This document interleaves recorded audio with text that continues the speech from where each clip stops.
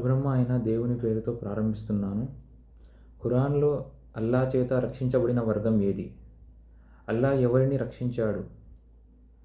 దుష్కార్యాల నుంచి వారిస్తూ ఉన్న వారిని దేవుడు రక్షించాడు. హితబోధను మరిచిన వారిని దేవుడు శిక్షించాడు. సో ఇది తెలియాలంటే మనం సూరా ఆరాఫ్లోని ఆయత్ నంబర్ 163 నుంచి 165 వరకు చదివితే మనకు అర్థమవుతుంది. మరియు సముద్ర తీరమునందున్న ఆ నగర వాసులను గురించి వారిని అడుగు. వారు శనివారపు ధర్మాన్ని ఉల్లంఘించేవారు. ఆ శనివారం రోజుననే చేపలు వారి ముందుకు ఎగిరెగిరి నీటిపైకి వచ్చేవి. మరియు శనివారపు ధర్మం పాటించని రోజు వచ్చేవి కావు. వారి అవిధేయతకు కారణంగా మేము వారిని ఈ విధంగా పరీక్షకు గురిచేశాము.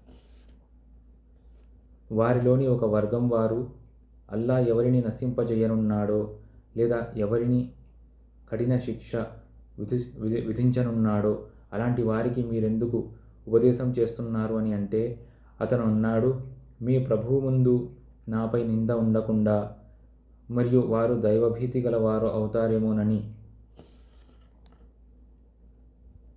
తరువాత వారికి చేయబడిన హితబోధను వారు మరచినప్పుడు దుష్కార్యాల నుంచి వారిస్తూ ఉన్న వారిని మేము రక్షించాము. మరియు దుర్మార్గులైన ఇతరులను అవిధేయత చూపినందుకు కఠిన శిక్షకు గురి చేశాము. సో ఇక్కడ దుష్కార్యాల నుంచి వారిస్తూ ఉన్న వారిని దేవుడు రక్షించాడు. అలాగే ఎవరైతే దేవుడు చేసిన హితబోధను మరిచారో వారిని శిక్షకు గురి చేశాడు. సో ఇక్కడ రక్షించబడిన వర్గం ఏదండి? దుష్కార్యాల నుంచి వారిస్తూ ఉన్నవారే దేవుని చేత రక్షించబడ్డారు. ఎవరైతే దేవుడు చేసిన హితబోధను మరిచారో, అవిధేయతకు పాల్పడారో వారిని కఠిన శిక్షకు గురి చేశాడు.